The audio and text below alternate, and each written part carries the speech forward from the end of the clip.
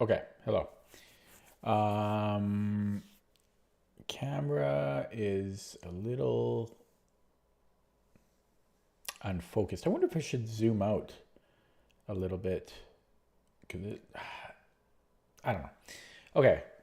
I'm tired, but I'm gonna start with Puzzle Streak, and then we'll see what happens after that. Probably. Well, I have something in mind, but okay. About 40 seconds in. Let's get ready to rumble.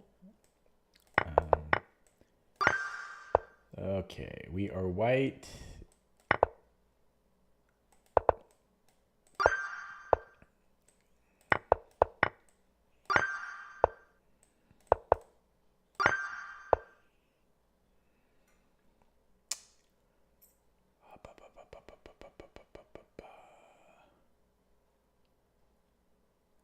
We're gonna win the bishop.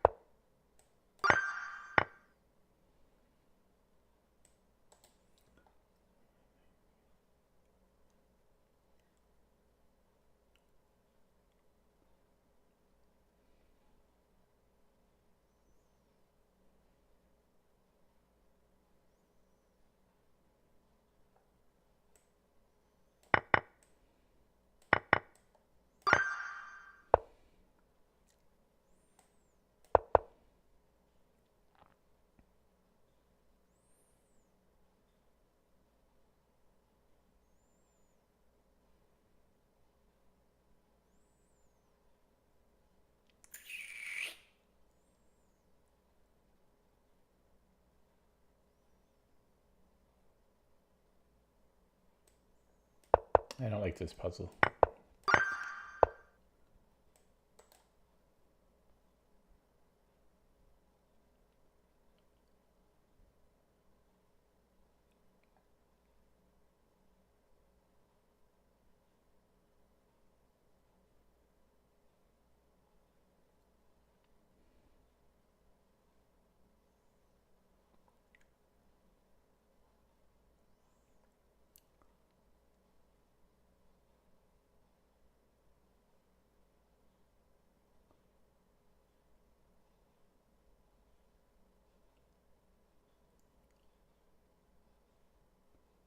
Hmm.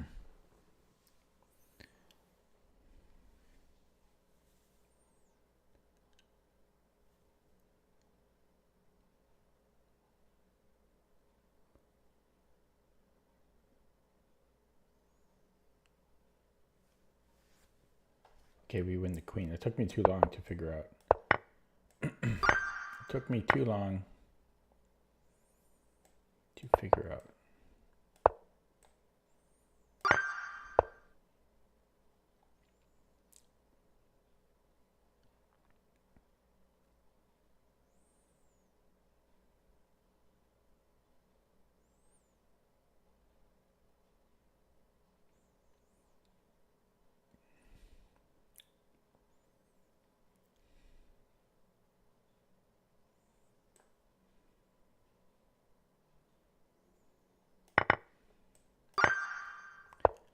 That also took me a little too long to figure out.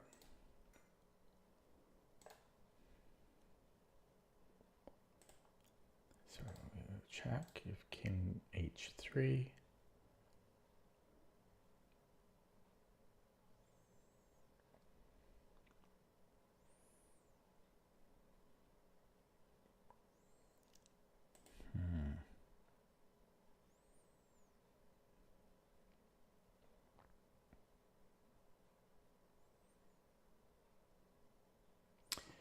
It seems like a bit of a tough batch today, but probably just me being tired. I don't know. The first move, just rook g1, seems to be the only thing that makes any sense, but I don't know what the follow-up would be. King h3, maybe king f3. Yeah, maybe. Because then looks like it's mate next move. And if rook g1, king h2.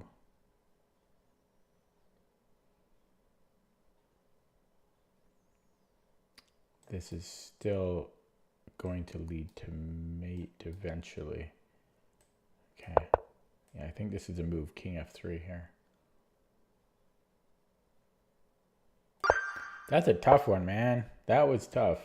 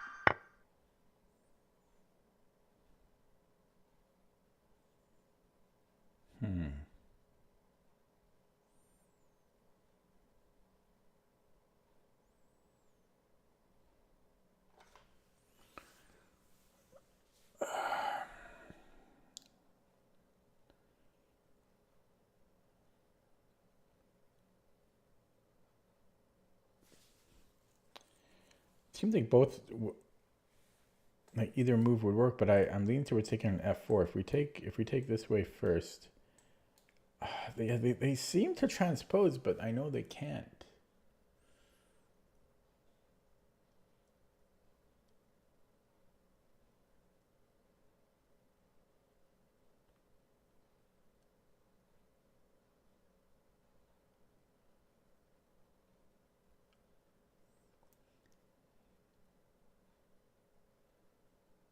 Oh, this is so hard. Oh my God.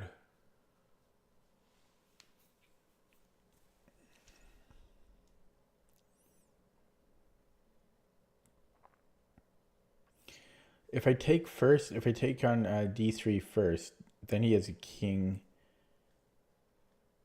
d4, which I might not like. No, that's not right, because then I'm running. Oh, but still, yeah. Oh, this one's hard, man.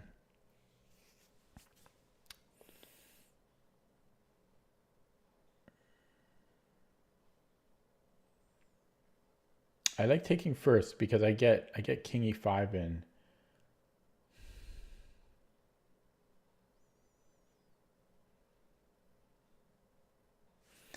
But I could get it in. Yeah, because I can't get it in the other way. If I trade rooks first and then take on f4. Yeah, I think he has king d4 there. So I'm going to take first, and then I'm going to look at this with the engine. But yeah, oh, that's tough. And now we trade, and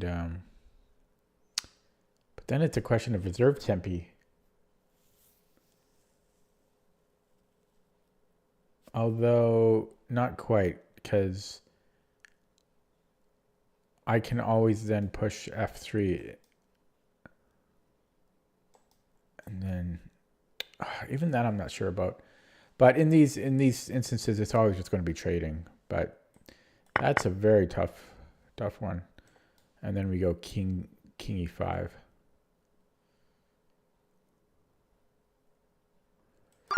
That's a very tough. There's no way that it's 1500. So here we just block the promotion square. File rather. And give a check.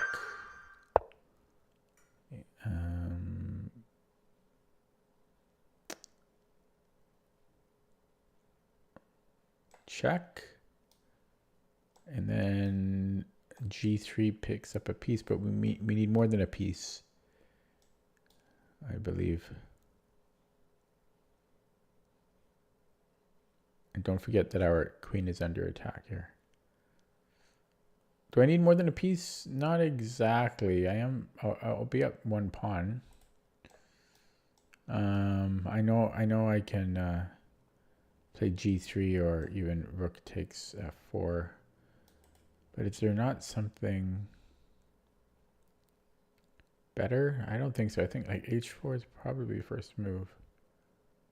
So h4, king h4.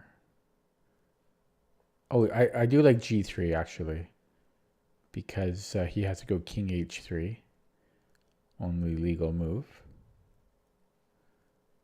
Wait, that's not true. I wonder if I have time for g3 first then. I might have time for g3 first, because if bishop takes, I have mate. And I'm threatening h4.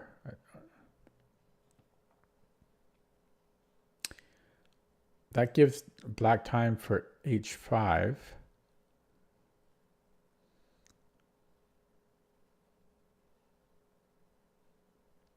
But then I can take and I'll be up 2 pawns there. Oh no, wait. No, I won't. Check takes. Check. There was something I didn't like about that. h4. Oh yeah, after g3 there's king back to g5. I didn't like that. Oh, this is tough. 5 viewers, hello. Oh boy. So it might be g3, but h4, because this is so close to being fatal. But I just don't see it after g3, king back to g5. I just don't see what we're doing. I can give a check, but I gave an extra pawn that I didn't need to.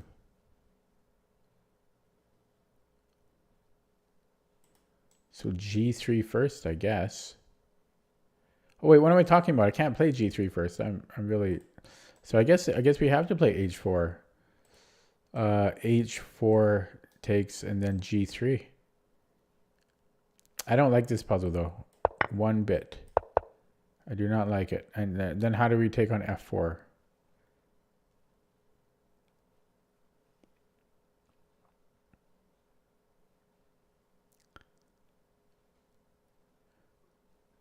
What's interesting is if I take with the pawn and then queen takes, I do have queen e7 check.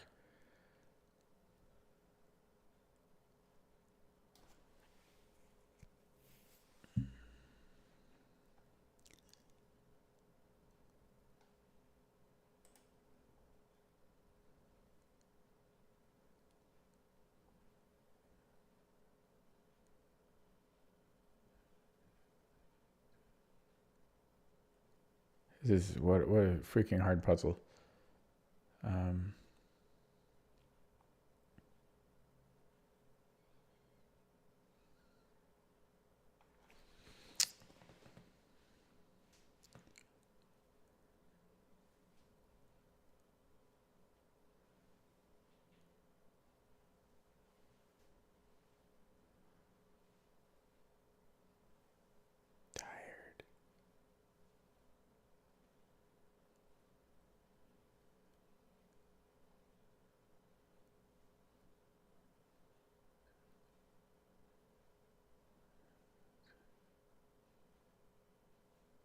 Huh. Okay, I'm going to take with a pawn, but I'm really not sure.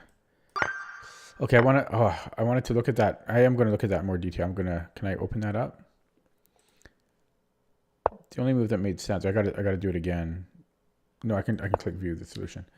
Yeah, so how did it continue here? Yeah, so after queen takes, yeah, I saw queen, I saw this. I don't like this puzzle. No, this is the downvote. 1500 my ass. Okay, continuing on. Yeah, not the greatest batch of puzzles today. Why don't I not just take on d4? with the bishop because I'm threatening mate and the rook. And I don't see any counterplay.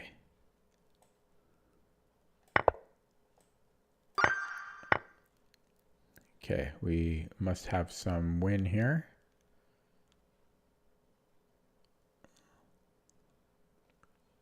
Let's keep the king cut off. Wait, that's not great. This wins his bishop. So probably bishop d5. And I'll be up a piece. So we trade queens. Then I take the bishop. Okay. Knight f7 looks good. Winning the queen. And queen h2. If I mean, we can look at f3.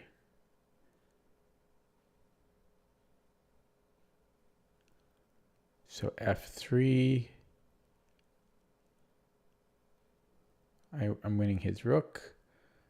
Not sure if that's good enough. Check, king f2 takes. He doesn't really have any threats against me immediate. So I think I could do that. And if he doesn't play f3, he still doesn't have anything. I just don't see what he has. So I didn't see bishop e3. But I would still be up the exchange. And white still doesn't have any play. So I can still give a check and take the rook.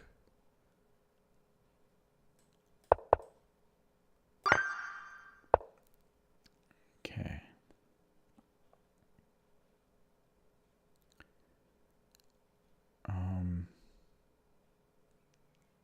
I can take and then castle. Oh no. Castle first, or rook e1 first. So why? Oh, wait, I can't castle, so it has to be rook e1. So rook e1 first.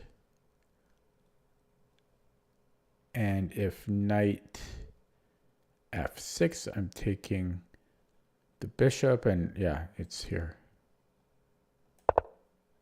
And which one do we take? We have to take the knight. And we take with, has to be the rook, otherwise we're going to lose our rook. We can just take the knight. And I have a check. And then I can take the bishop. And his knight is under attack. So if he recaptures mine.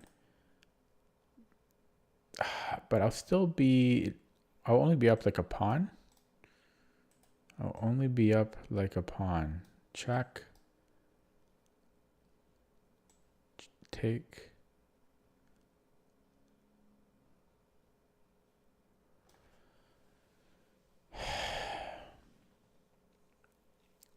Oh, yeah, I'll only be up a pawn.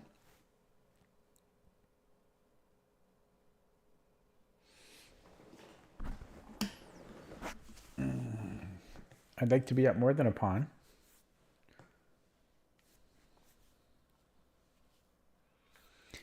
By the way, this doesn't even work because of queen h3. So I'm not even winning material there. No, I still would be. But it would only be equal. It would only be equal.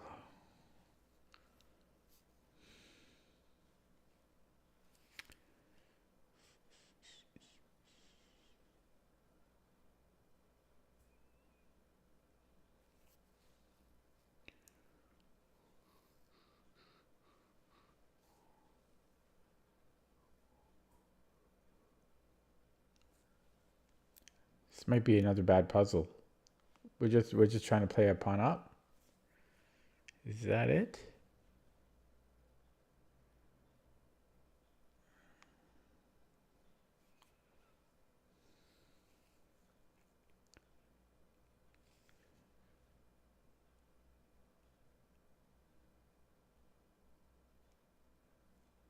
I am aware that I have rook a d8, but rook a d8, queen a4, nothing has progressed there. Not much anyways. I'm just going to go for the pawn up. If I have to start over, I have to start over. Hello, Anta. Yeah, I think this is just a terrible puzzle. Terrible. Oh, this batch of puzzles is terrible. This wins the rook. What a bad batch. Okay, now we will be able to stop those pawns in time. But I'm not happy about this yucky batch. So we have this check, and that's all the fun from there. So this seems very surprising that there is some tactic here.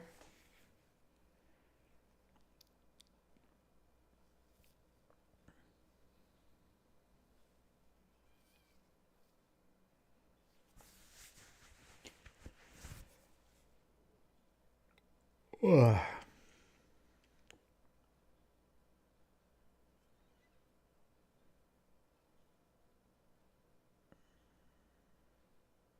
I guess I'm just going queen h2, king f1, queen h1, queen h1, rook f1, and I'll be up a rook. Okay. I don't know why that took me so long to figure out. It's actually insanely simple. Okay. Domination of the knight, we take, and then bishop d5. Now he can kick us away, but he'll still be dominated after I go here. So I'm pretty sure this is a solution.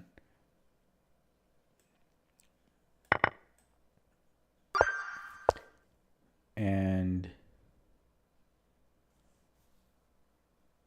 this should win his f pawn. Nope, never mind.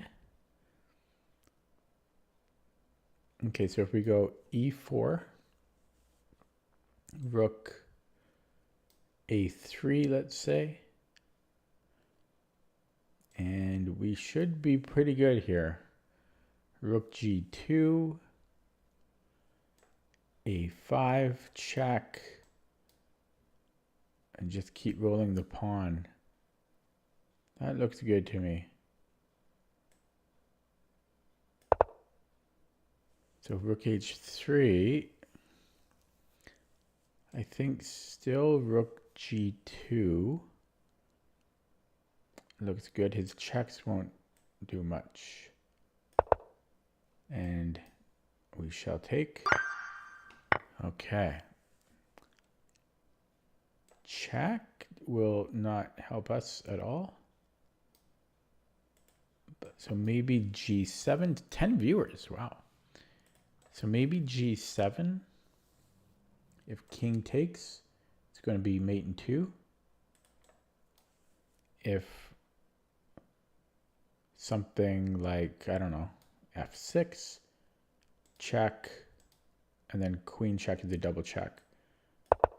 Yeah, so he does play en passant, and so we can just, I mean, he does play f5 allowing en passant, so we do take him up on that. And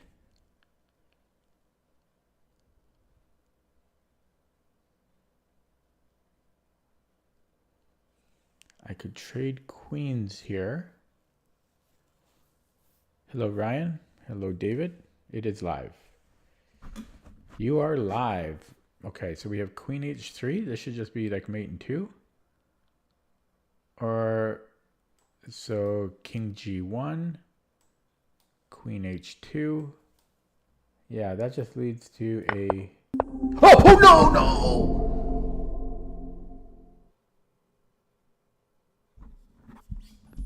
I'm gonna blame chat on that one. Oh, what? I was 2 away, man. I don't want to do it over. Oh, how did I miss rook g6? Ah. Oh.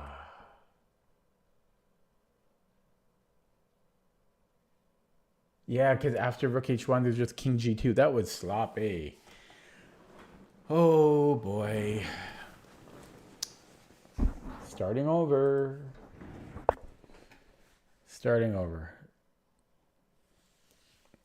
Hello, Alicia. Yeah, I'm not proud. What can I say? Okay. But I gotta start over because that's the rules. Bishop c4 looks good. I'm wondering if there is something better, but I think just bishop c4. If takes, I'm better. If the queen moves somewhere, let's say the queen moves. It's gotta. I don't know where it can hide, so it's gotta be bishop c4. No, it's. I'm joking. It's obviously my fault, Ryan. But yeah, I got to start over. I don't let myself off the hook. I screwed up two before 36, but it's all about consistency, right? So I have to get 36 in a row, and they progressively get more difficult. I can't just do 34 or 35 and call it a day. Like, the whole point is to be accurate. So no mistakes allowed. So I have this fork. I don't see counterplay. There very nearly is, but not quite. And so we go for that. So we are black. White's king is exposed. So there should be some way to mate. No, it doesn't count. Plus, they get harder as you go on, so I can't just add them together. No. Yesterday was really bad. I had to keep starting over.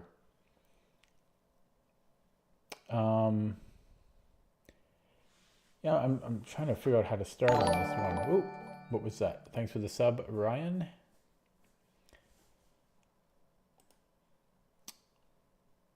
Okay. Yeah, I must be really tired. Like, this is 1200 and I can't figure it out. So let's start with a check, because why not?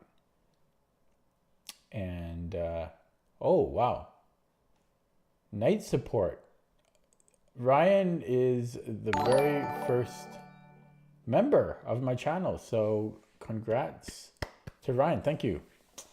Yeah, I set that up ages ago, but I had after I became monetized, I set up a like a membership system on my channel, and Ryan is the very first. So when I'm big and when I'm huge and famous and have 50 million subscribers, Ryan will always be the first one with the honor of supporting me as a member. So yeah, thank you. Okay. Okay. So yeah, but this one is I'm really confused about. The queen looks trapped almost, but it's not going to be. We have to go after this king. And so this check is the only thing that makes sense to me. King can't go back because it's going to be mate. If the king moves forward to f3, I mean, it wouldn't be wise, but I'm not even sure how we follow up on that exactly. It's a very weird puzzle. Like, this is rated 1200. I don't understand. Possibly rook d2 is not the first move, but I have trouble seeing what else it would be. This is a very weird puzzle because king f3. I don't know what we're doing. How is this rated 1200? What would a 1200 play here? Am I missing something remarkably obvious? I don't think I am. Okay, so let's assume that instead of king f3, the computer plays rook f2. So let's just try to maybe get that one out of the equation. And even then, I don't know what the continuation would be. We could pick up the second rook,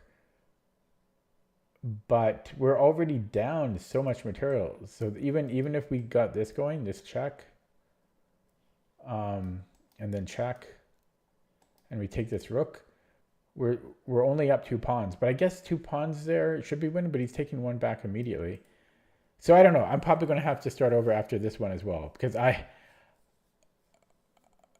rook d2, rook f2 seems better for black, but it's not super clear. And the king f3, I'm not sure at all. I just don't know what. I still feel black is pretty good, in pretty good shape there, but it's pretty embarrassing. I can't even do a 1200 rated puzzle there.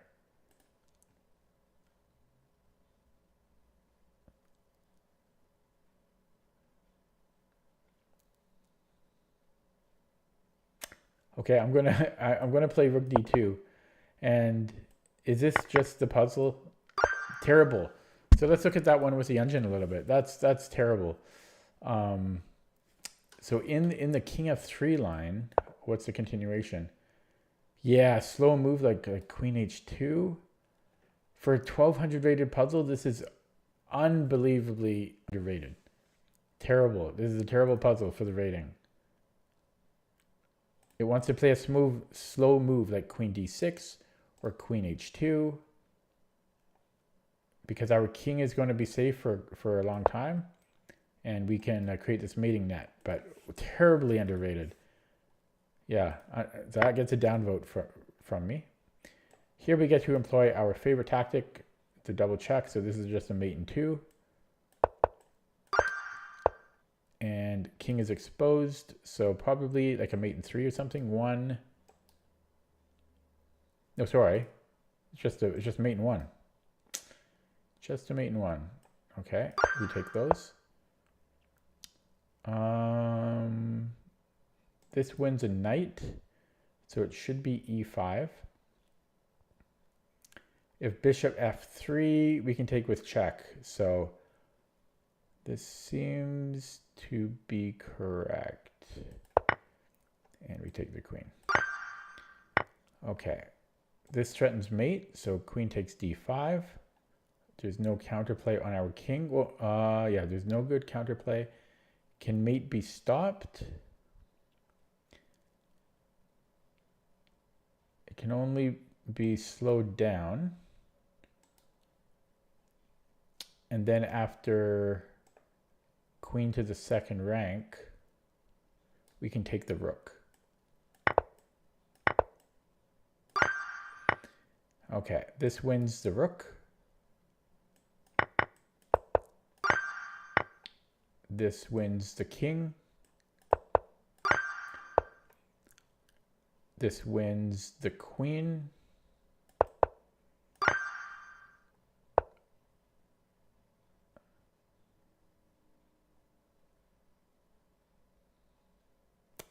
Okay, so we have a check. The king has to stay on the queen. If king e3, hello silver sun. God, I was happy to get the hell out of there. Silver Sun and I were at a chess club earlier today, like a couple hours ago. They started doing karaoke or something. Some guy was singing Creep by Radiohead. Glenn came up to me with joking that guy really needs auto-tune. He wasn't wrong. He was not wrong. I had to get out of there. First of all, I got out of there mainly because it was so freaking loud. I have hearing damage, and so I really hate loud places. And on top of that, yeah, it was the worst singing ever. Okay. Okay, sorry. So yeah, let's take a look at the check. By the way, I just want to say, Silver Sun, every game you played against Dawn, you were winning. So it was kind of hard to to stay quiet. Okay, so check. The king has to stay on the queen. And then I win the rook because of tactics. So this does not work because I win the rook. If king e1, I win the queen for free. So in every case, I win the rook. If king f1, I win the rook. Every time I win the rook. So check, check, we win the rook. See? Okay. You turn around to leave as well. Yeah, no, that was terrible. That was really bad, that sound. No, well, anyone was better than this guy. It wasn't even good in a funny way. It wasn't even good in a funny way. Okay, so what's going on here? We're down 2 pawns. And this one's kind of confusing. There's a lot of action going on. So this is not a real threat. Maybe f6, because then I'm attacking 3 pieces, which is pretty ridiculous. But then this stops one of the threats right off the bat. This is, yeah, this is messy as hell. I don't, okay.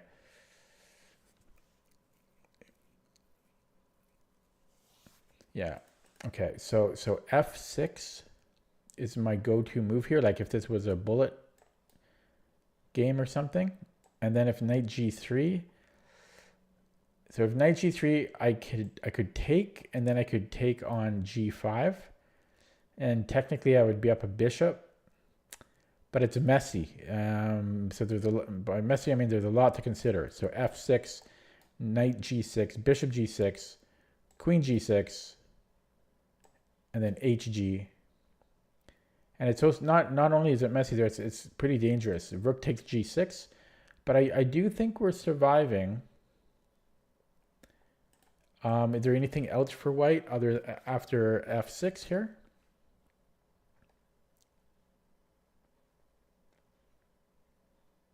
I don't see anything. Maybe bishop g. Bishop g6. We're just taking the queen. I'm gonna go f6. I gotta go with the math.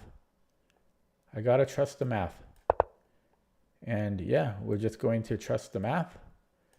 And there we go. Okay. But that was messy. Yeah, this is a tough batch. Okay, so whenever I say okay, I always think I'm a cheerleader. Like, dude, okay. And then, you know, and I always think about that in the back of my head when I say okay. Okay, like cheerleaders, they always do that at the beginning of a cheer or a chant. So I'm trying to avoid okay now.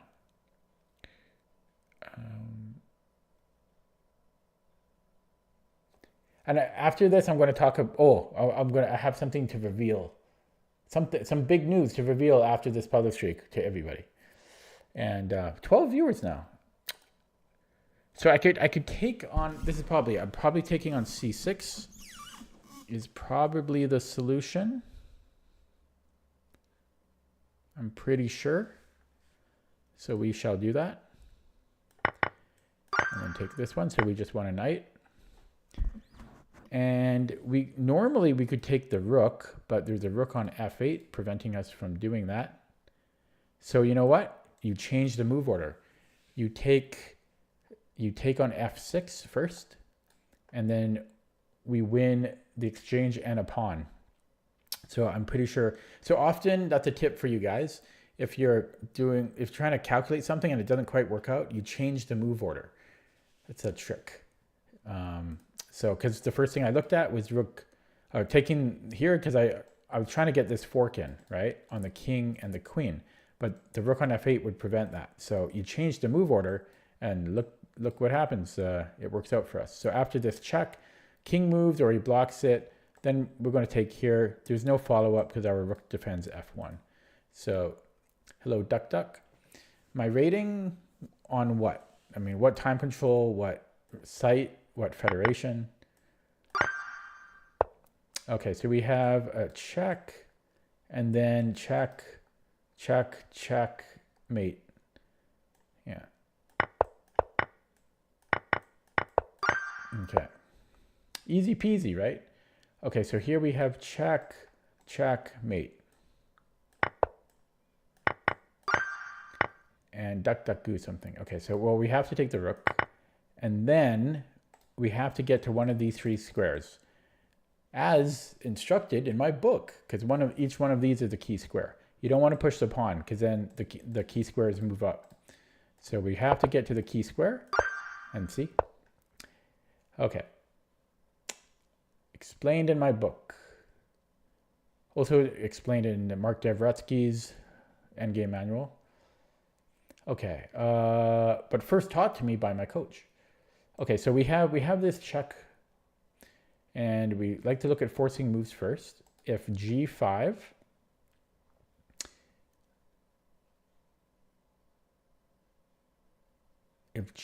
queen h3, king g6, check.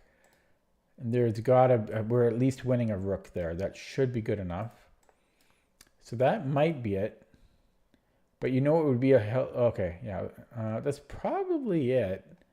But I got to be careful here. So queen d3, because what's nice about this is it's all forcing. I already forgot the line. Wait, what were they looking at?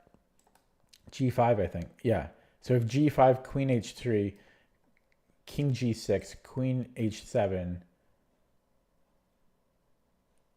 Yeah, and then king F6. This wins a rook, and we probably have more than that. This is actually might be mate, queen F7. So this is out as far as I can tell. So queen D3. So therefore, there's only two moves left. If queen G5, then I win the queen via rook H7. And so therefore, black is left to play here, and then this is just winning. So it is queen D3. Yeah, and so this just wins the queen. So it's not even a close defense via deflection. Okay, and we just take the rook because we win the queen. And my instinct is to take on F3.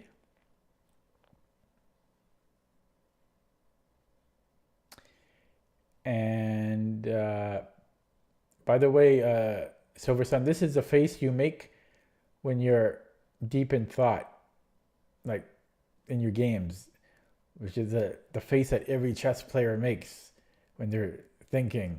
It's also like a constipation look, but okay. So rook takes F3 is that's my instinct. If rook takes E4,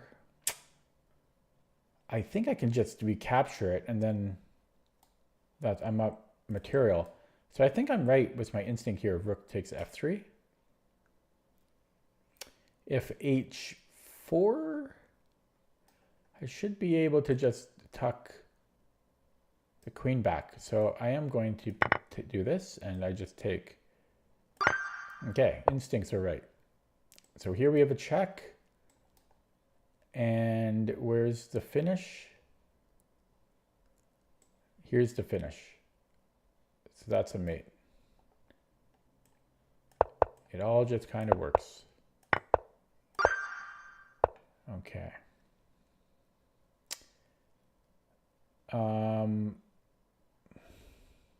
Oh, this is pretty. Look at this.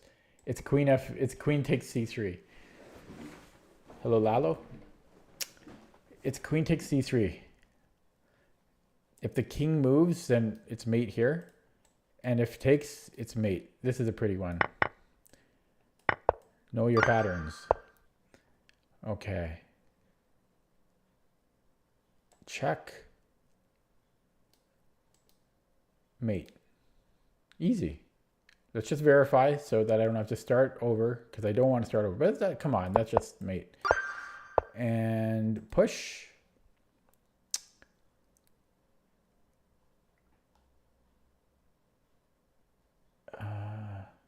Yeah, so if rook c1, then I think I have rook d1. Rook d8. So I think it's, yeah, I think it's c2, rook c1, rook d8.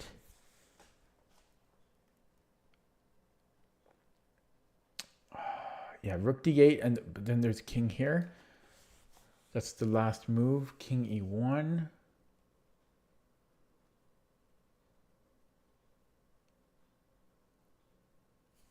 What do I do there?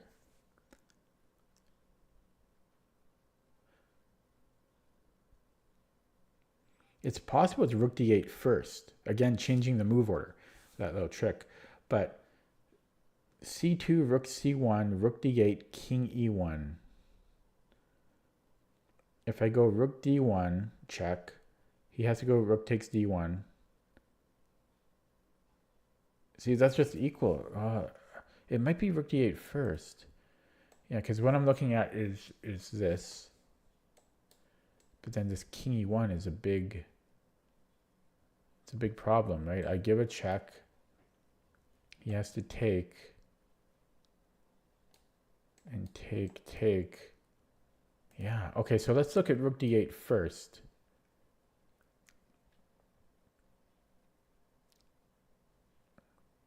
So if rook d8 first, what if he doubles up though? No, he can't double up because then I can take one and then I can push here and he can't come back. So rook d8 is looking sneaky. Rook d8, so now if he goes king e1 first, that seems to transpose.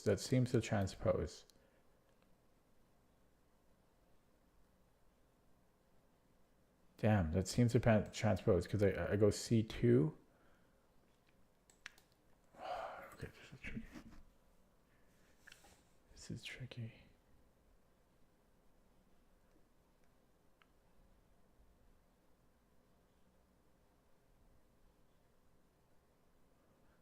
c2, king e1. Oh, wait. That does not transpose. No, so I mean, it might, no, it's similar. c2, rook c1.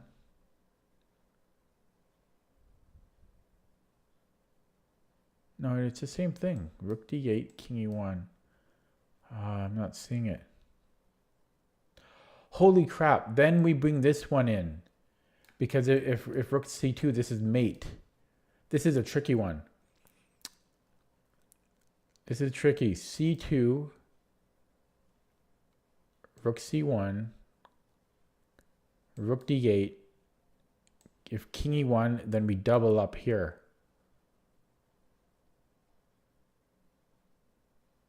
I think that's it. c2.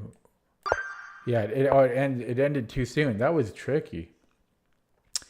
Okay, here we have check. Should be pretty simple. So only continuation. And then what? We take the knight. Check.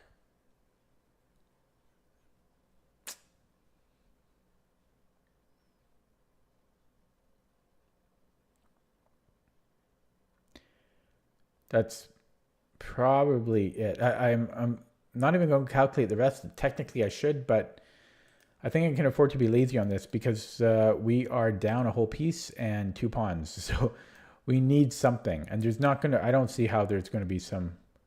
Actually, I think it's rook b2. Rook b2 is more forcing. We get more material, and this just looks like a mate. If takes, then this just has to be mate check. Right? So I think it's rook b2. Now, if white makes a run for it by playing king d1,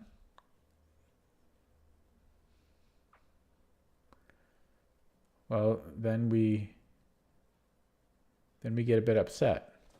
Ah.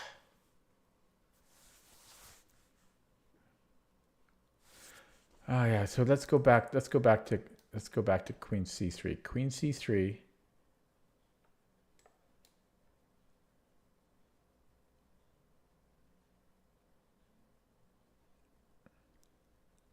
Yeah, I think it's the check. And if he runs, I'm not sure. Queen c3. King D1.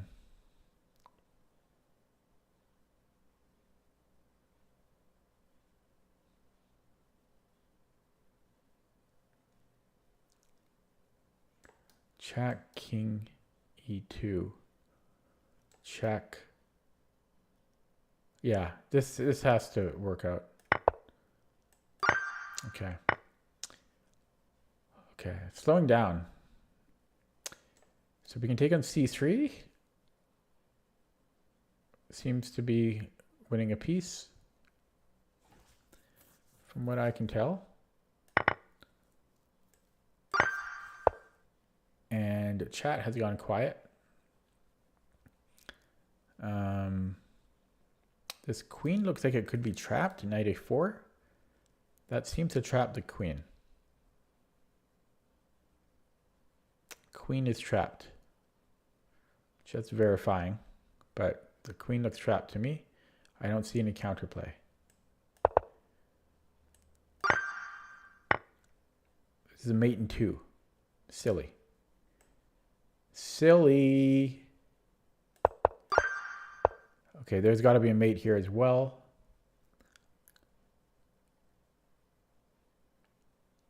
Check. This is mate in 2 there.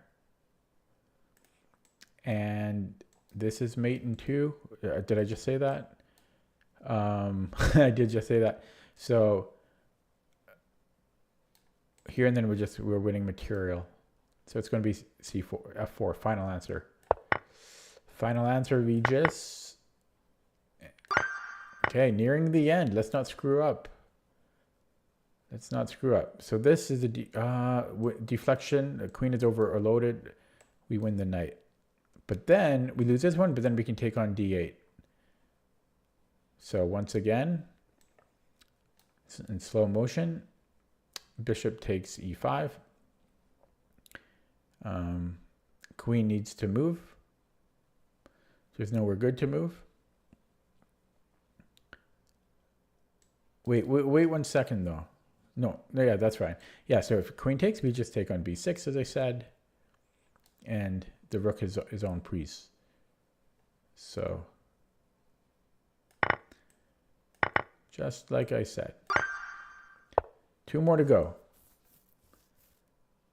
There's a queen here, sneaky queen, didn't even see it at first. So we have to basically give checkmate, most likely. But I don't see that happening. But let's look at the options. Check. We do have this other check. Actually, that's mate. Wow. Right there. And you know what? That's called a 7 of 9. Star Trek reference. Maurice Ashley coined it.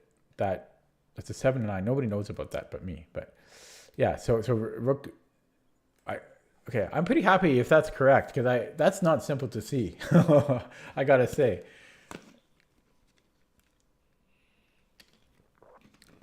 Okay, let's see if I'm right though. So but that's assuming a lot. But rook takes D8 check, knight takes D8, queen takes D8. Only legal move is king F7, and then rook G5 is a 7 of 9 mate. You have to checkmate. Beautiful. But that was assuming a few things. So let's say white doesn't recapture for whatever reason. Well, you're just getting mated even sooner. Because worst case scenario, I don't get the mate, and then I have to play like H3. Although that is, yeah, H3, and then there's no perpet. So that's the worst case scenario for us, is that we delay giving the checkmate. So if we go down this path and then, well, no, that's always mate. So yeah, that's just winning. That's just winning. And then see, 7 of 9. Oh, beautiful. Last one. So we can take the queen, and we will. So we will take the queen, and black takes our rook because they have to. We simply, back rank issues. Okay, but AB, rook takes C3, or rook takes C3, rook takes C3. So we make Luft, and then we lose. Okay, so that doesn't work.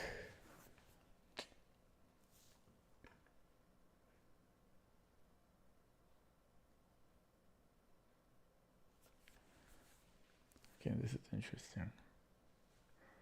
What about B7?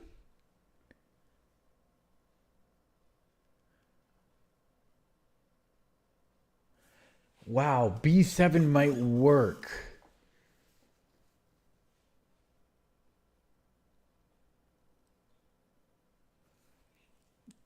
Crazy. So B7, there's rook takes C3, then I have then I have B takes C8 queen. Rook takes C8, then queen takes C8. But I'm not sure about that, so hang on. B7, C3, check. Yeah. That would be winning if that line is winning. So B7, rook C3, I queen. And he has to recapture, and then I recapture, and then I take his queen. Wait. I gotta look at that slower. So B7, rook C3, BC check, rook takes C8. Yeah. That's definitely winning. I think.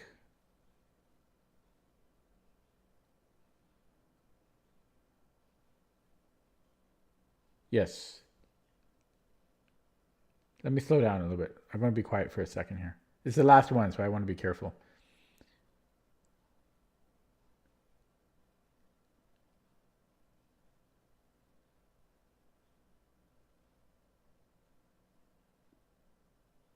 Yes, that's definitely winning. That line. So what else can black do on the first move? So B7. If rook B8, I'm taking on C5. Or sorry, on B4. Oh, that's still kind of close though. B7, rook B8.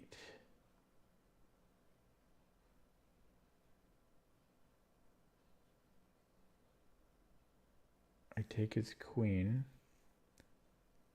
He takes on C3. I take on C3. No, that's too close. I don't think it is B7.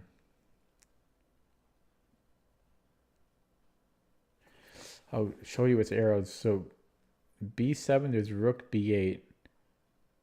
And the only move that makes sense to me is taking the queen.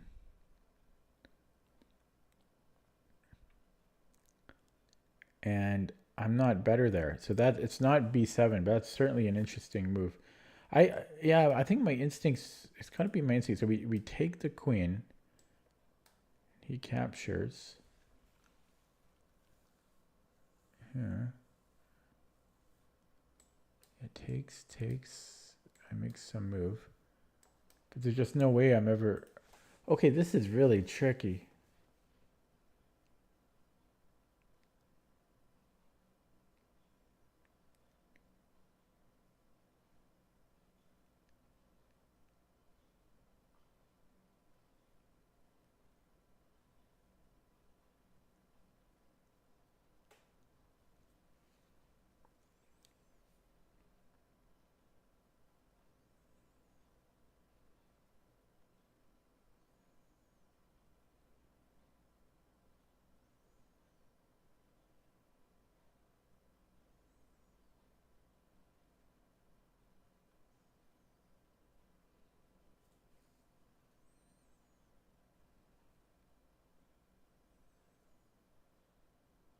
There's always like taking on B4 and then playing like rook A1 or something. A takes B4. There's always avoiding the rook trade.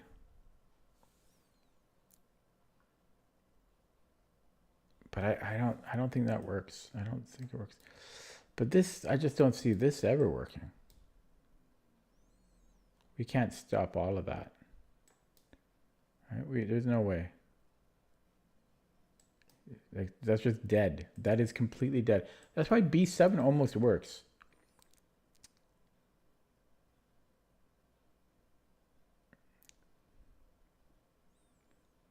But then it was rook b8 that I had problems with. Oh, did I? So b7, rook b8, ab. No, I already looked at that.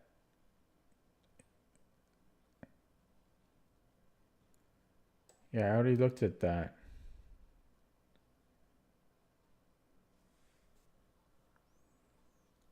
I have the check.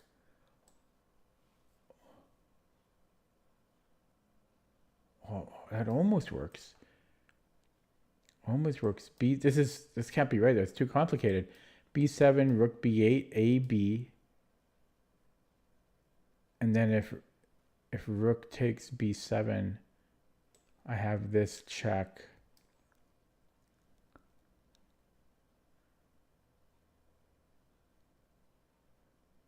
No, that can't. It doesn't. No, he can just move up here. It doesn't work. Oh my God. Oh. Wait, I already forgot the first. Yeah, sorry. So b7 being the first move. I can't seem to get it to work. Like possibly there's rook takes b7 there, but it gets really complicated.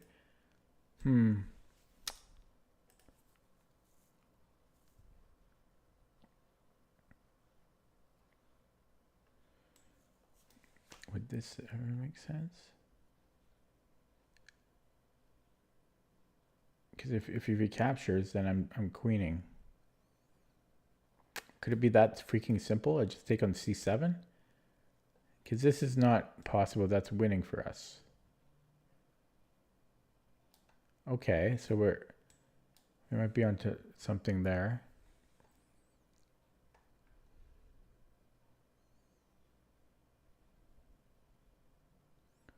If the queen takes a pawn, we take something else, and we might be better there. Although I'm not 100% sure. Let's just say this happens. Check. Yeah, then I'm pushing here. That actually looks good.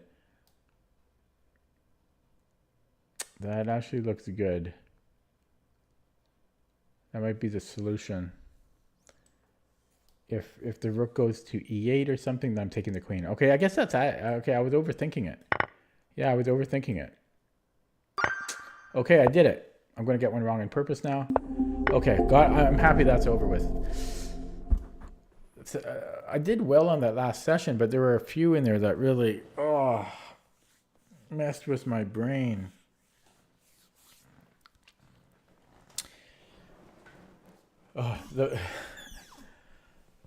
How long have I been playing for? As an adult, about 6 years, 6.5 years or so as an adult. Okay, so I have some news.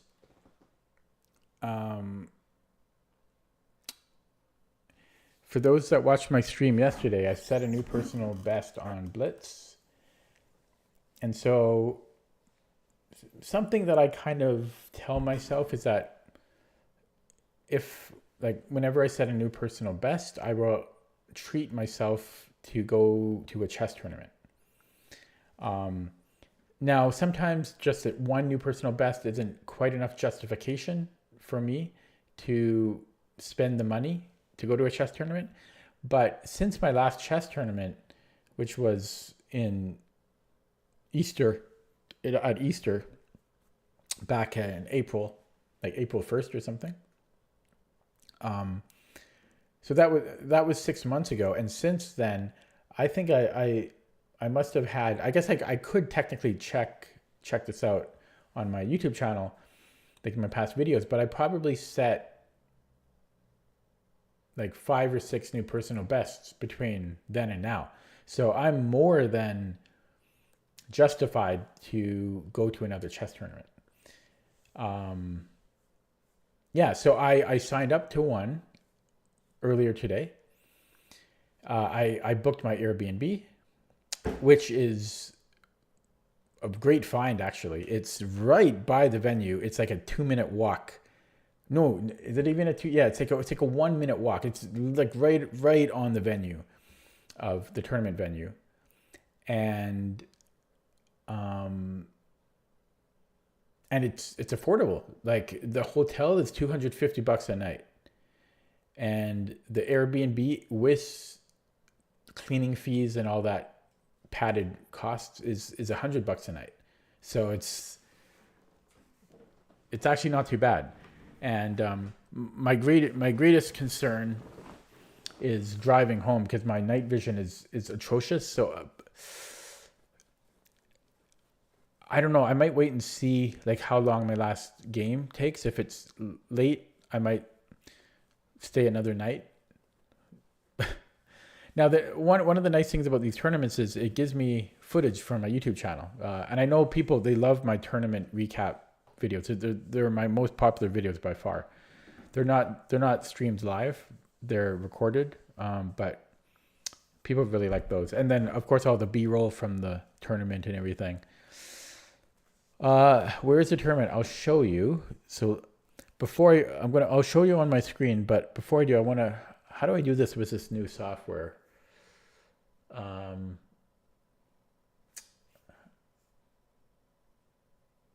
I used to use Streamlabs OBS, and they had like, I forget what it's called, like a studio mode. And I'm trying to figure out right now how I can do that in OBS, if anyone knows. I'm talking about the thing where I can preview it before I make it go live. Does anyone? Oh, studio mode. It's right here. Okay. So, okay, cool. Oh, that's awesome. But how do I... Okay, so if I go here, do you see that? Okay, so what do you guys see right now? Do you see, is the whole screen the webcam? I don't think it is. Okay, cool. Okay, so this will work. Yeah, studio mode is what I want. Okay, give me a second here.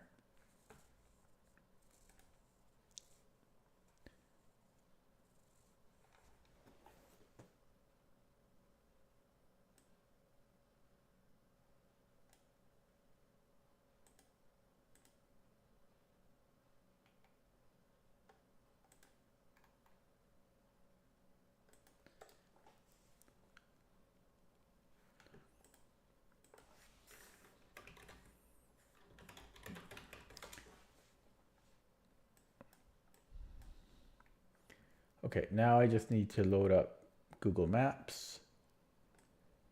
Exciting stuff, right? Okay.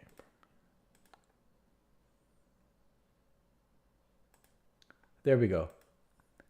Okay. And then how do I switch? How do I switch to what I'm showing? Okay. Okay, do you guys see it now? Do you guys see a map behind me?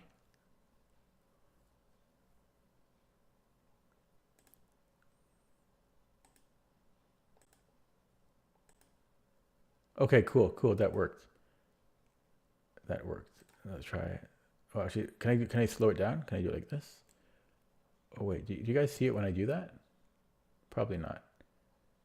Oh, maybe you do. I don't know if you do. Okay. Oh, I see what I can do. I can make it slower like this. Try this one now.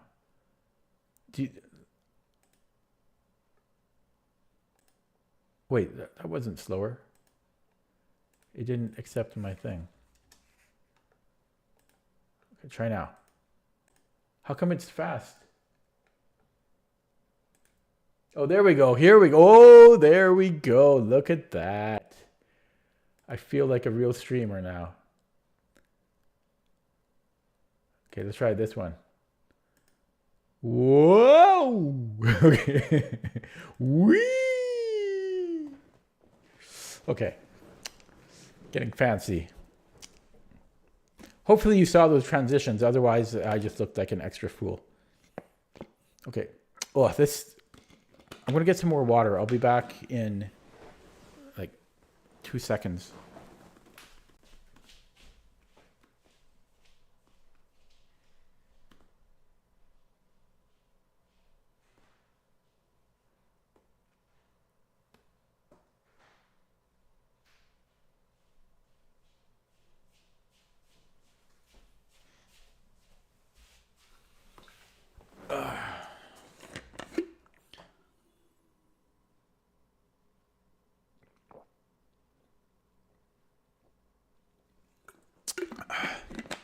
Okay, sorry.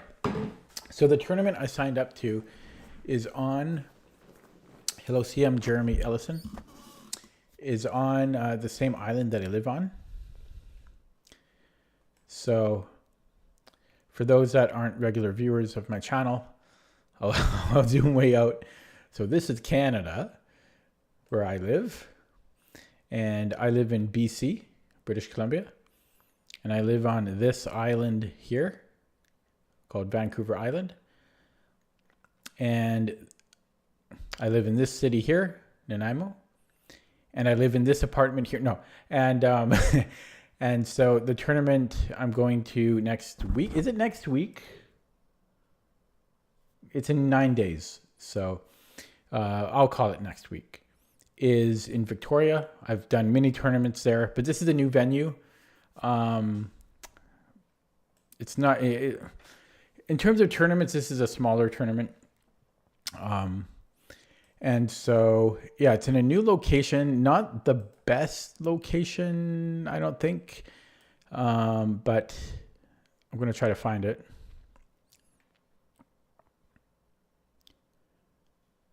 So I'll show you where I played before. I played there were a bunch of different venues, but one of my favorite tournaments of the year is called the Grand Pacific Open. And that is held right on the waterfront, right in the heart of downtown.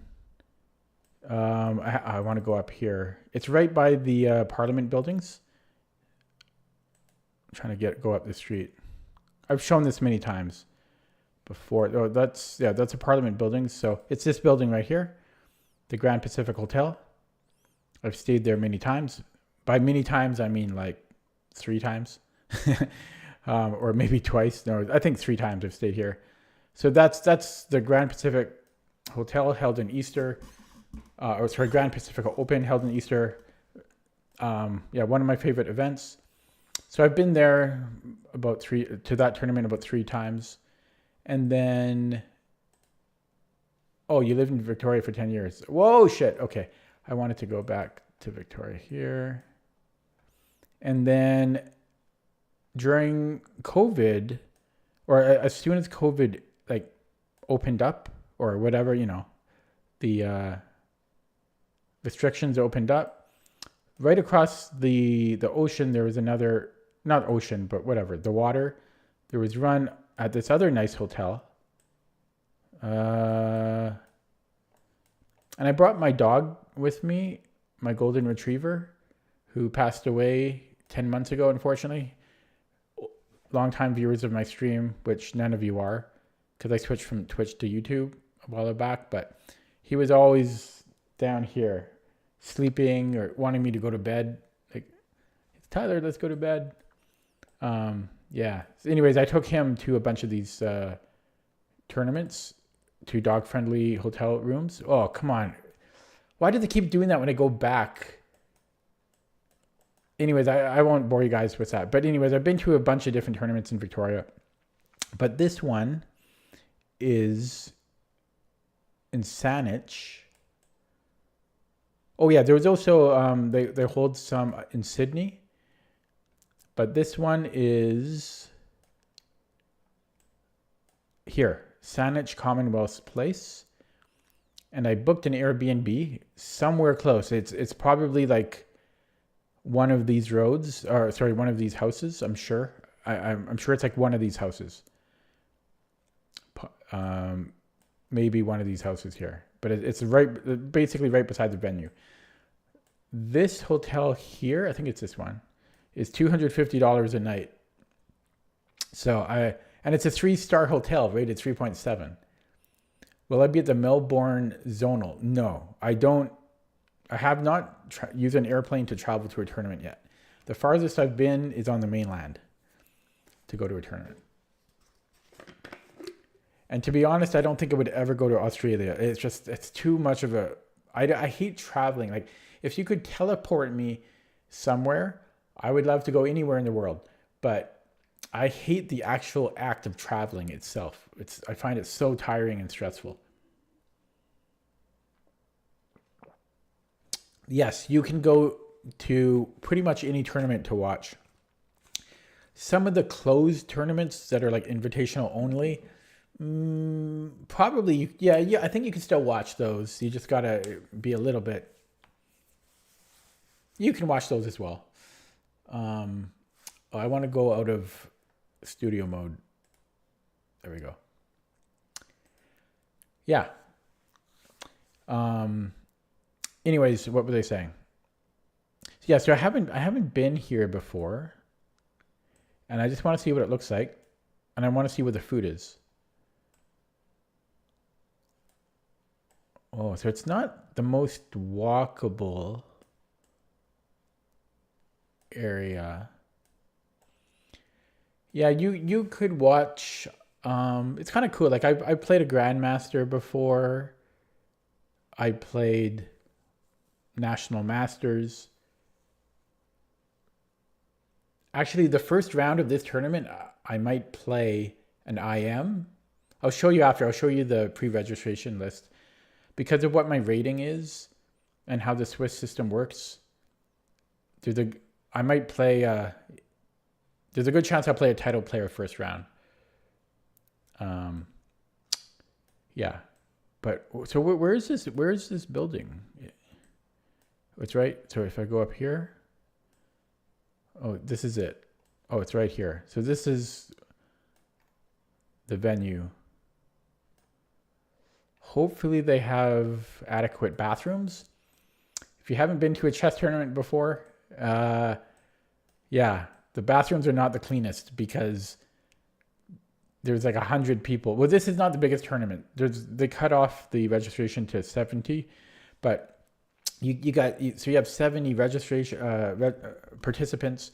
Then you could add maybe like 15 tournament directors, arbiters, organizers, blah blah blah. Then you've got the parents of the kids. So you'll have well over 100 people, and then they're all using the bathroom, and the players are all in a hurry, and the kids aren't the cleanest. The bathrooms are disgusting. The bathrooms are disgusting. When you walk in the bathroom, it's sticky. You hear that like your feet are sticking to the floor from all the urine. And okay, too much information, but yeah. Okay. Anyways, one thing I like to do is look where the food is, because that's actually a big stress of mine during tournaments, because you don't have much time to eat. And so I'm curious where the food is. Okay, so it looks like there's lots of food close by, but there's like the big highway here. One crappy thing too is like tournaments are always held on long weekends, always. So places are usually closed, or they close early. But it looks like there's a Thai place not too far. A Canadian place, a pizza place, which I won't go to. And diet during a tournament is important. You don't want like anything too heavy.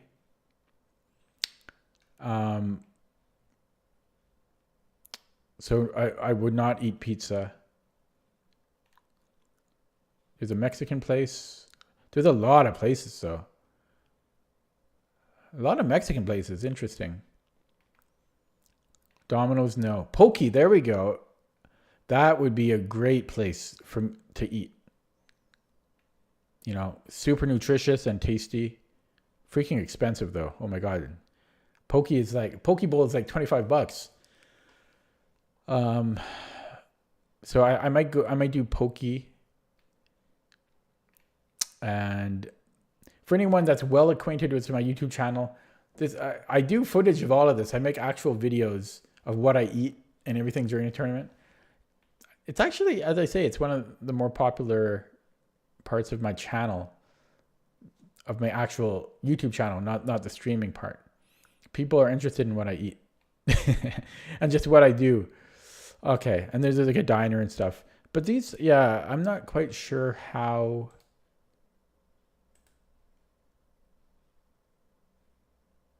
This has to be close, right? It's just that it's like a highway, so I'm not sure how hard it is to cross.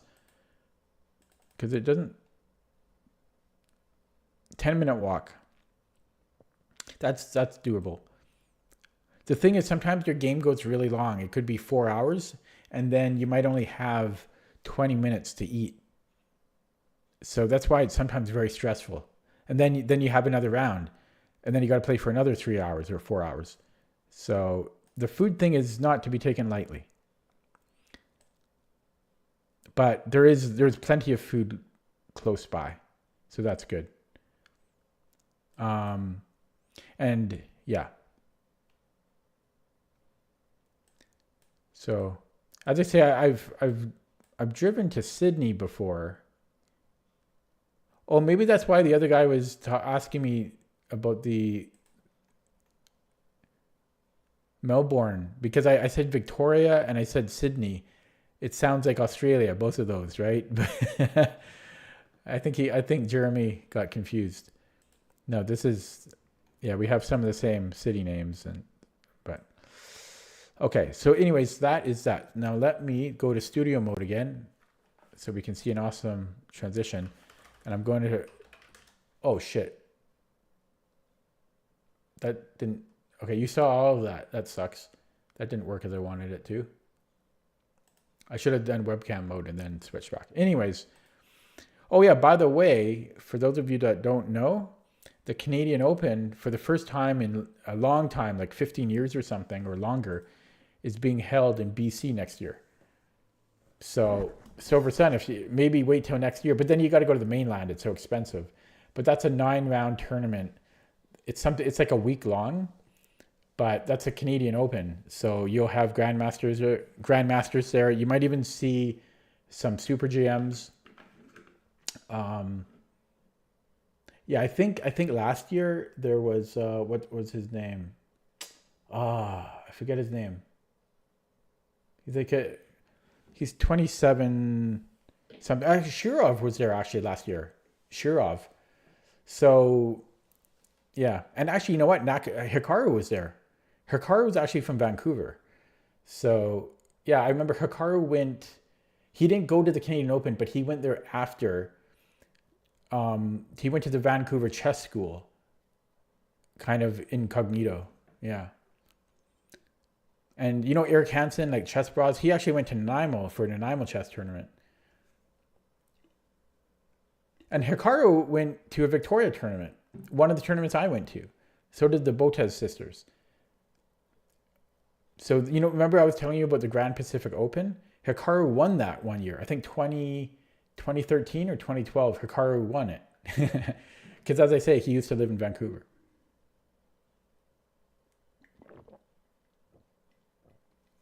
No, first of all, I can't stand Hikaru. Secondly, I wasn't playing chess then. I only started playing as an adult in about 2018 or so.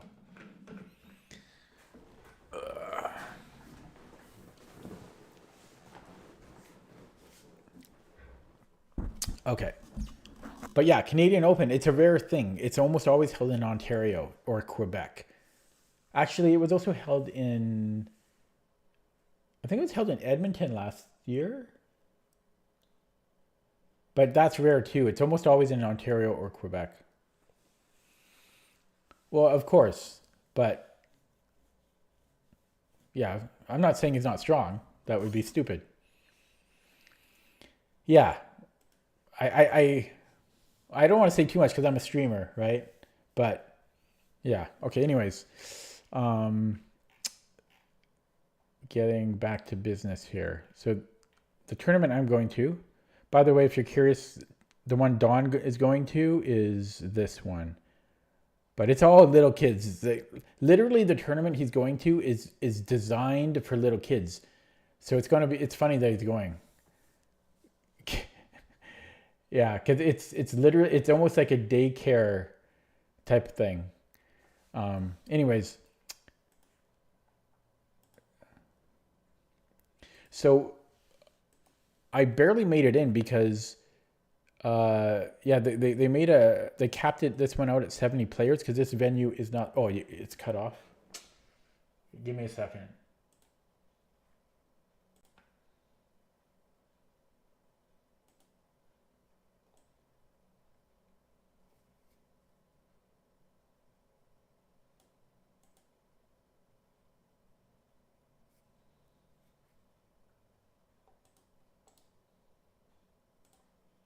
I'm making it so it's not cut off.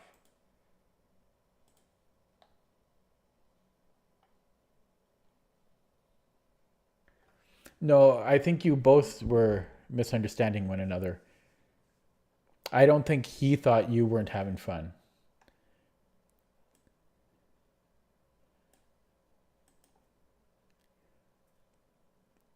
He was fine. Don't worry about him. He didn't think anything weird or anything. Except possibly I know that he doesn't like the slower games like that. That's the only thing. He would have preferred a clock, I think. He doesn't like to play the serious games.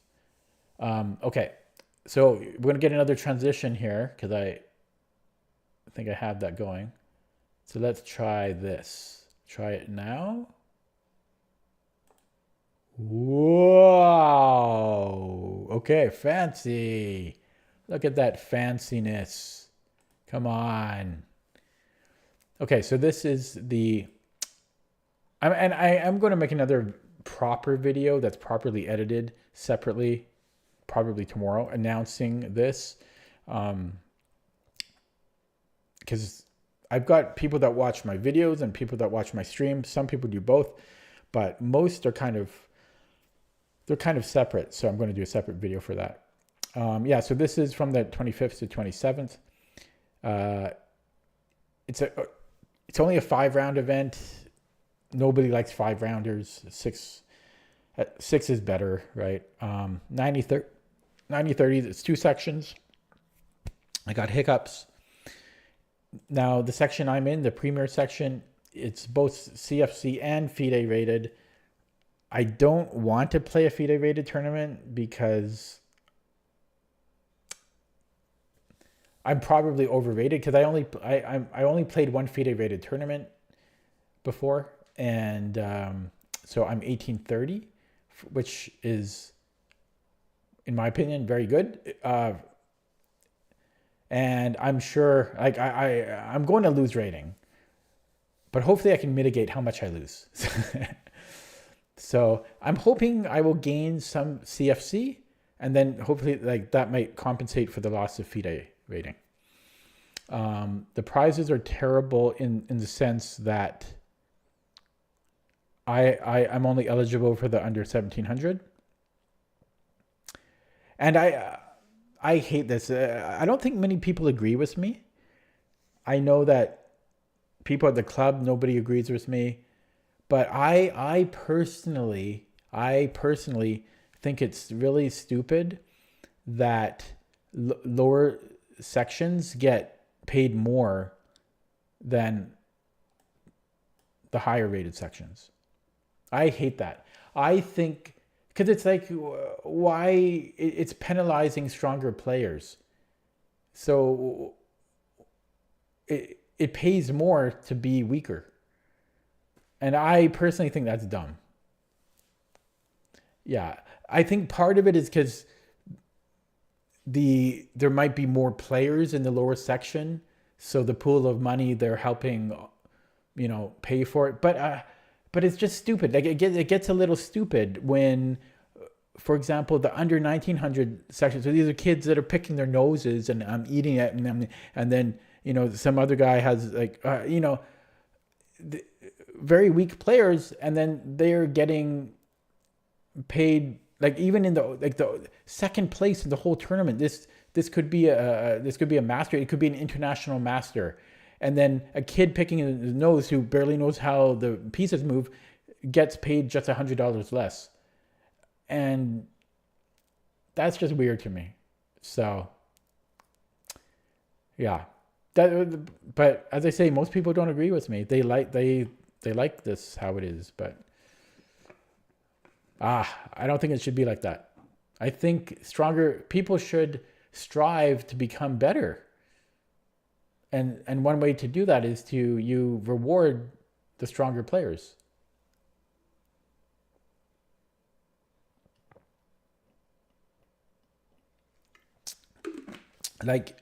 So for me, if I have a great tournament, if I have a fantastic tournament and I get first place in the under 1700 class prize, I'll get $300, but there might be a kid who's, likely 1100 or 1200, they make more money than me. They'll get, if they get first place, or if they get second place.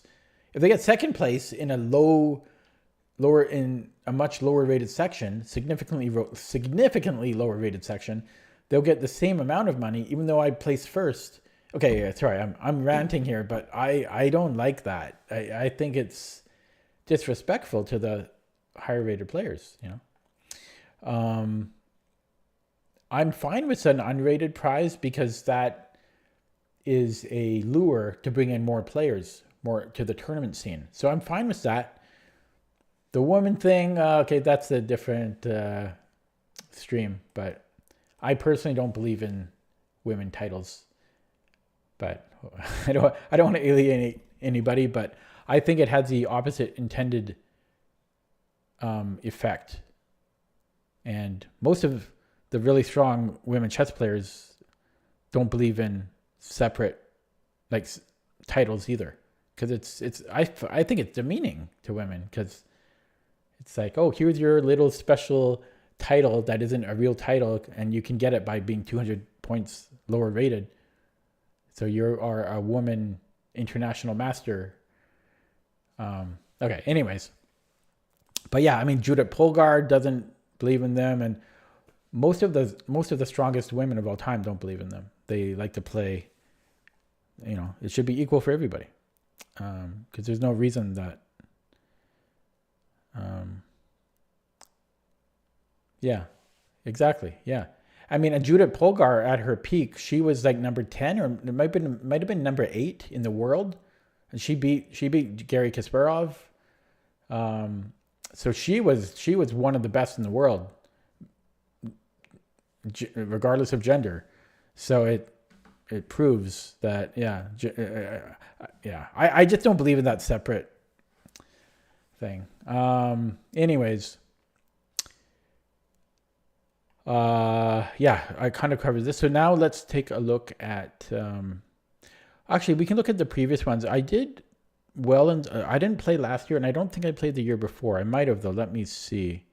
2022? I did well that year. Actually, I won money.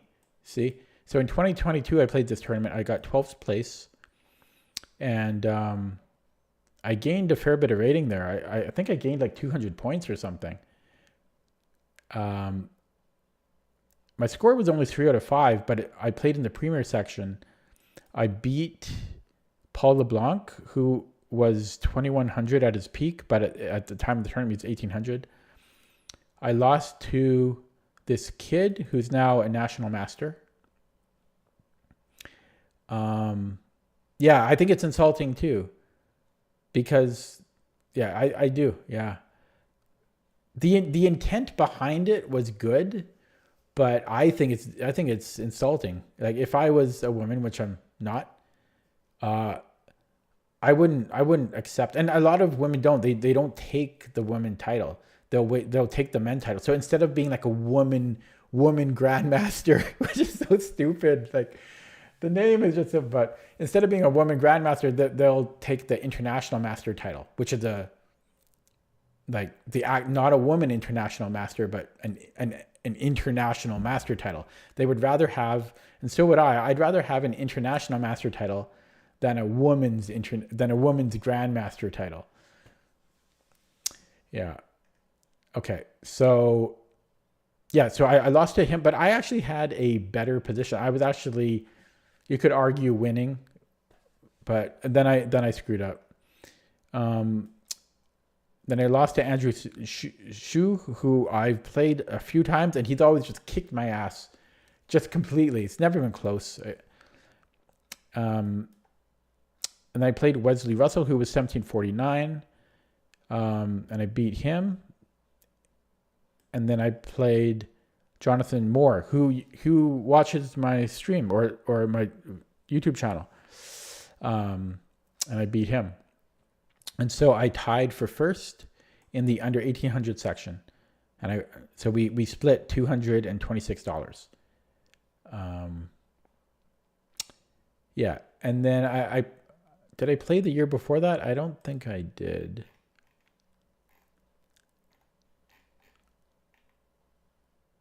I did, and I had a terrible tournament that year. I had a very bad tournament that year. I think I might have been sick.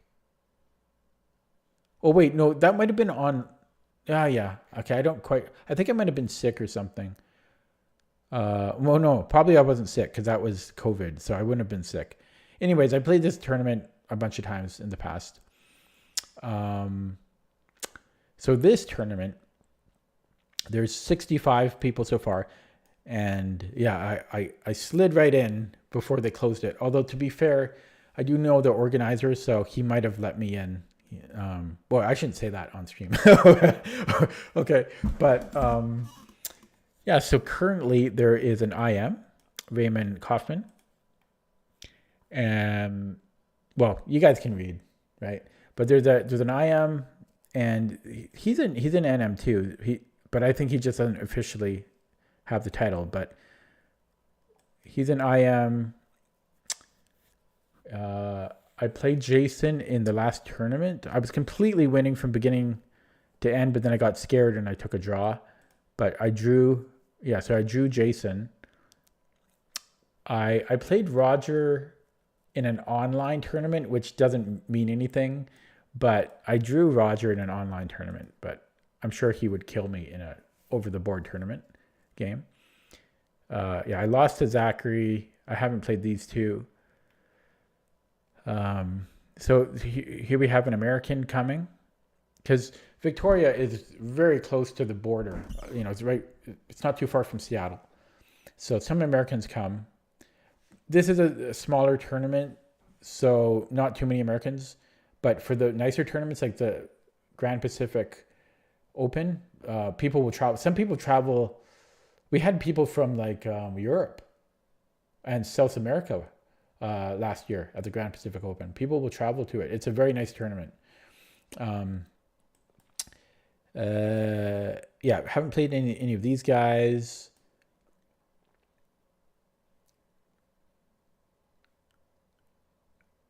David is a young guy who I haven't played, but he does very well in tournaments. Paul LeBlanc, this is the organizer and president of the British Columbia Chess Federation. So he does a lot for BC Chess. And some more people. And Don was pointing out at the club today, it's kind of funny, both me and there's another Tyler, we're both exactly rated 1533. So my rating in the last two tournaments I played, my rating nosedived. I had some unfortunate results. So I'd be a little bit surprised if my rating drops more. I think it should increase. If it does drop, I don't mind, because then the next tournament I'm playing in, which will be on the mainland, it's a 9-round tournament called the New Year's Open. Then I'll be able to play in the under 1500 section, and I have a good chance of winning some decent money there. So I actually don't mind if it drops, but I think, I don't know. We'll see what happens. Yeah, and I haven't played most of these other people. I played Lincoln many years ago, and I won. I think he flagged. Yeah. I played Taylor in the last tournament, and I lost. I hallucinated in that game. That was very unfortunate. Don't like to think about it. And played Brian 2 or 3 times, and I think I beat him every game. And played Cliff once, and I drew, I think. So I'm surprised he really dropped a lot. I'm surprised he's only 1242 now. And then there is so I'm hoping they don't let Dennis move up, because technically he's not allowed to.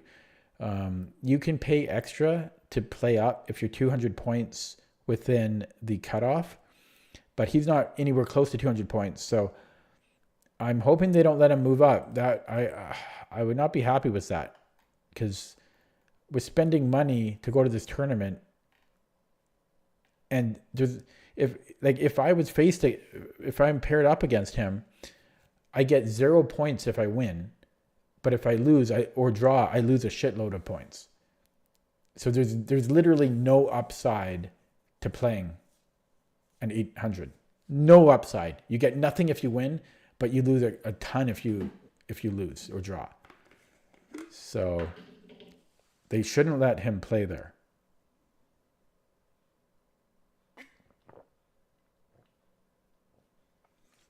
And actually, I don't like the concept of moving up at all. Yeah, well, by the rules, he shouldn't be here. So I'm hoping that they won't, that when they do the actual pairings, he'll be in the under 1300 because he's not allowed. He shouldn't be up in here. Yeah, you got to earn your way up. Yeah, because that's so annoying to me. Another annoying thing to me is, like, in the last tournament I played, I traveled to go to the hotel, paid money to the hotel and everything, and 2 of my opponents were from Nanaimo. So it's like I could have just stayed home. Like, why am I traveling? I hate driving. Stressing the drive, and then paying all this money to go to the hotel and everything, and then I'm just playing people from here. I hate that. Yeah. Lose is 1-0. 1-0. Okay, so then this is the lower section. Jason Bell. I played him before. Victor is a very nice guy who always says hi to me at chess tournaments. He's a regular viewer of my channel, and always very friendly. He always shouts out Tyler, and then comes up to me and okay. I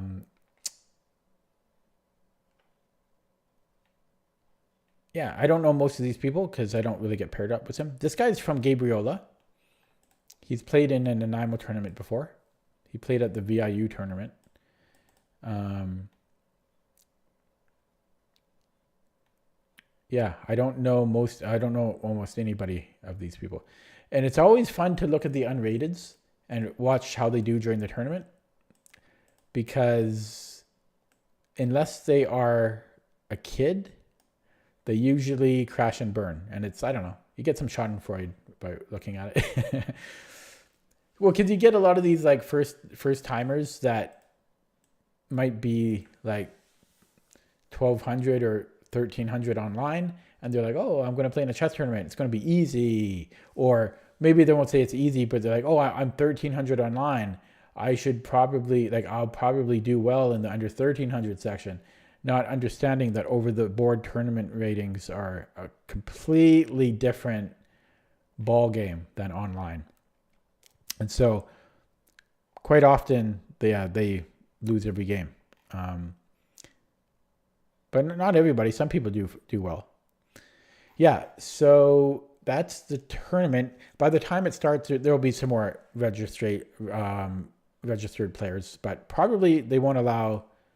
They'll be pretty strict with the cutoff. So it'll probably be like 70 or 71 players. And unless somebody gets a bye, let's see, does anybody have a bye the first round? No. So that means I can estimate who I'll play on the first round, the pairings.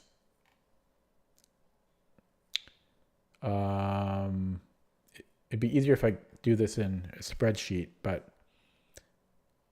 so what's half for 34? 17? So 17 is the median. Oh, I'm right here. Oh, it'll be close. Yeah, so 17. Ooh, I'm either going to play the International Master, or I'm going to play this guy. Oh no, he should get a bye.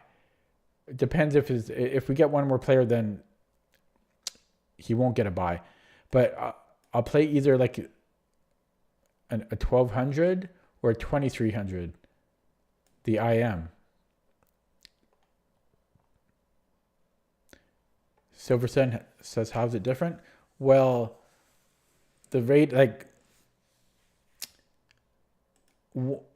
people that are like 1000 CFC could be like that could be 1950 on Lichess Rapid. So 1000 CFC could be 1900 Lichess Rapid. I think that's fair. Because I know plenty of like 1300s that are like 1300 CFC that are 2100, 2200 on Lichess. So that's why I have trouble talking about things. Like at the chess club, Glenn says, oh, I'm 1700 CFC. Well, yes, once upon a time he was 1700 like 15 years ago, which was a completely different landscape than it is now.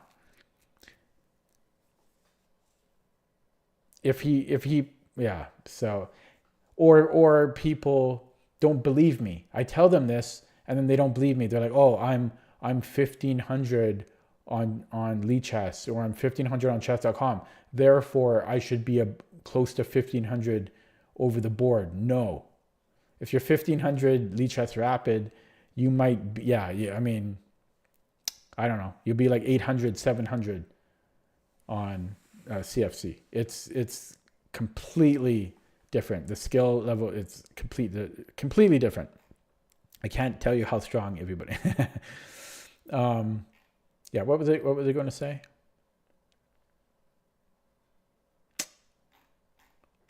I don't know. So my goal as every tournament for me is I just want to increase my rating. Whether that be 1 point, I mean, preferably it's more than 1 point, but I just want to increase my rating. I don't care what my score is. I don't care if I'm not trying to get first place, second place. I'm not trying to get a prize. I mean, that would be nice, but I'm just trying to increase my rating. So that's the other thing I want that's the other thing I wanted to take a look at was the FIDE ratings. So you see what I'm saying? Like my FIDE rating is pretty high because like look at the International Master. You know, so the IM, he's only 300 points higher than me. Because I'm 1830. So that's why my FIDE rating is too high. And even like we have a National Master, he's only 300 points higher than me. Less than 300, just under 300 points higher than me. So they would like to play me because they would actually gain, they would still gain some decent points out of me. And Zachary, another National Master, he's only 2,000. Another National, he's 1989. So yeah. I have probably one of the greatest discrepancies between my CFC and my FIDE rating. It's very unusual. See, like these other 18, see this is about my rating, FIDE, but he's 1844 and I'm 1522 or something, 1533. So Peter is at most of these guys, they're within 100 points, CFC and FIDE, more or less, right? But okay, it didn't show my FIDE rating. I think it didn't do it because mine is provisional, but it's still official. Yeah. Okay, I think I've talked a lot about that. I almost don't want to make another video, but I think I will still tomorrow. Make it more professional. Yeah, so that tournament is coming up. I will leave on Friday and record all my footage, the B-roll. I take footage of the tournament hall, and I don't interview players. I haven't done that yet. I'm too shy to do that, but I record the venue, my Airbnb, what I'm eating, sometimes my thoughts before and after games, and then when I get back, I go into great detail about the games themselves. Before I leave, just a message for Silver Sun. When you get the time, you might want to look at this video, which I somewhat referenced at the chess club. And you only need to watch like the first 10 minutes. Okay, I'll link it here, and if anybody wants to look at it, they can. So this video here, so that was a prodigy that I played like 8 months ago in a tournament, and just to show you how, like, the type of kids you're playing in these tournaments. You only need to watch the first like 10 or 15 minutes if you don't want to watch the whole thing. Yeah. Anyways, everybody, that's going to be it for me today. My voice is getting a bit strange. That's a lot of talking nonstop. And yeah, I'll be back tomorrow with some actual games being played again. Yeah. Okay. Thanks for watching.